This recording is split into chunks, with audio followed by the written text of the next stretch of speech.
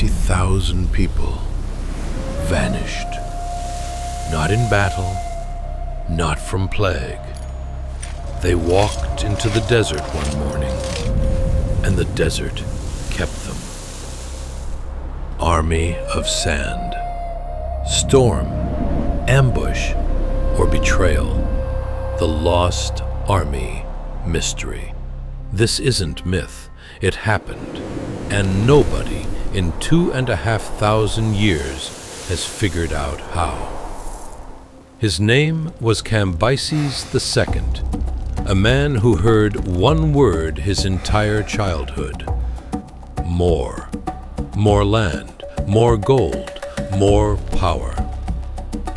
His father, the great Cyrus, had built the Persian Empire from nothing, the largest empire the world had ever seen.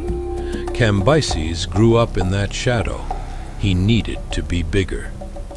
So he conquered Egypt. That sounds clean, one word, conquered. But behind that word are months of marching across scorched earth, battles on the Nile, the smell of blood and dust, men screaming, Persian spears glinting under an African sun. Egypt fell. It still wasn't enough. Somewhere to the west, past hundreds of kilometers of burning sand, sat a small oasis, Siwa. Palm trees, underground springs of cold, clean water, and rising above it all, a temple to the god Amun. In that temple, there was an oracle. The oracle said something Cambyses could never forgive. This man is not a true king. His power is illegitimate. The gods do not recognize him. Feel that room. The throne hall thick with incense smoke, torch heat pressing down from the ceiling, a messenger kneeling on stone, voice low, relaying the priest's words. Cambyses sitting completely still, face unreadable. Then he stands. Find that temple, burn it to the ground, kill everyone. 50,000 soldiers marched out. March, 525 BC.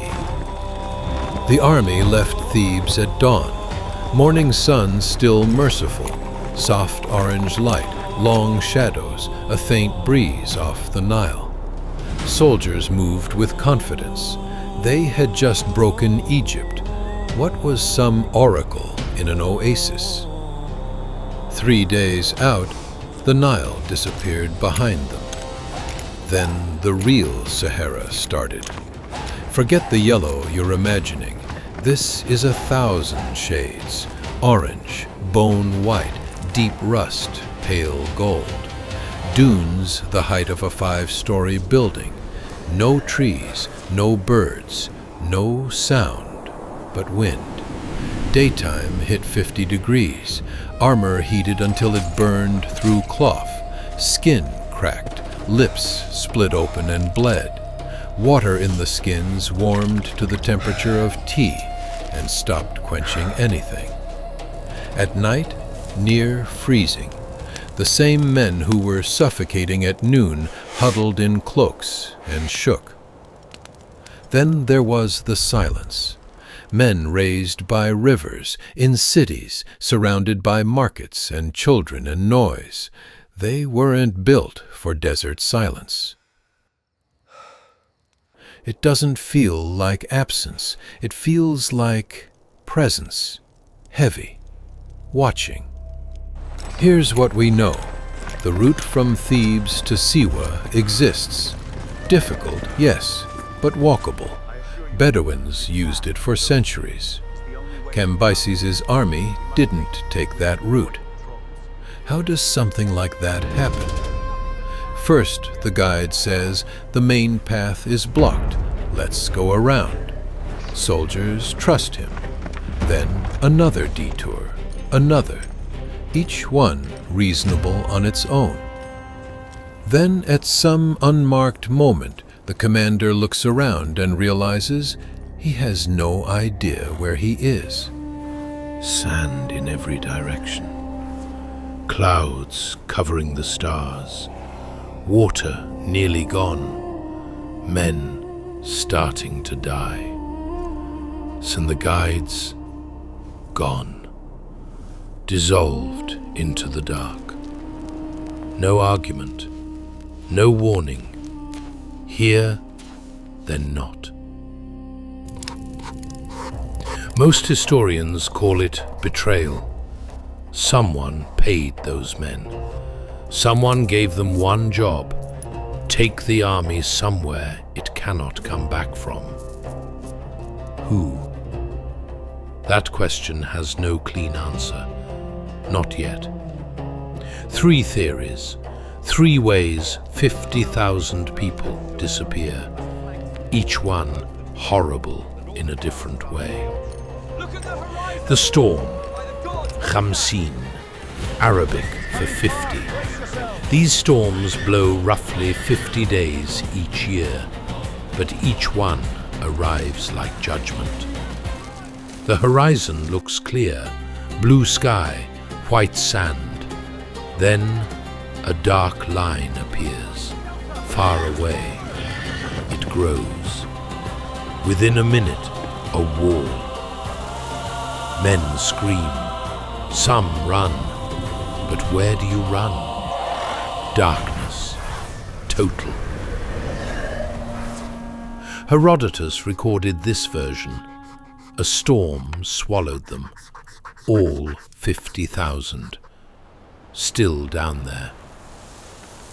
The Berbers knew the Sahara the way you know your own home. By the time the army was deep enough to be lost, it was already broken. 2 weeks without clean water, without sleep, without landmarks. The Berbers came at night, small groups, fast, silent. A few arrows out of darkness, a few spears, then gone. An hour later, again, different direction. Then again. You don't need to fight 50,000 men head on. You just need to hit them when they're already dying of thirst. And then there's the strangest possibility. What if they didn't die? At some point, deep in the desert, dropped the weapons, took off the armor, approached local tribes, not as conquerors, but as desperate, thirsty men with nothing left. The desert absorbs people who stop resisting it. Within 1 generation, those soldiers would be Berbers. Within 2, they'd have forgotten Persian. Within 5, no one living would remember what their grandparents had been. Somewhere in the Sahara today, someone is herding goats, pouring tea into small glasses, completely unaware that their blood carries the blood of Cambyses' army. Here is the part that gets dark. The priests of Amun's oracle were not gentle mystics burning incense.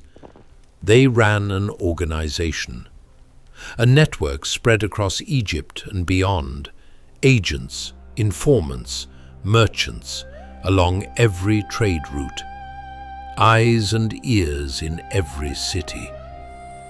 They knew Cambyses was sending an army. They had the numbers, the route, the date. They had time. Bribing the guides? Straightforward. Warning the Berber tribes? Even easier. Designing a false route, leading directly into the most lethal terrain in the Sahara? That's just logistics. The oracle didn't predict the future this time. It built the future. 2,500 years go by. 2009.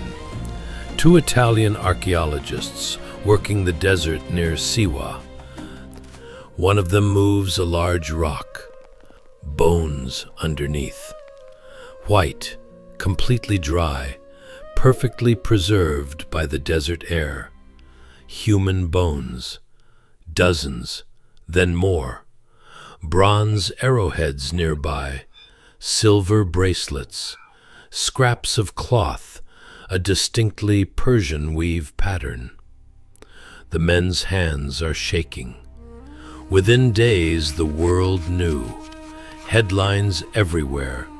Cambyses' lost army found. Historians flew in. Television crews descended. Arguments began immediately and have not stopped. Because the bone count was in the hundreds, not 50,000. A vanguard unit? An isolated detachment?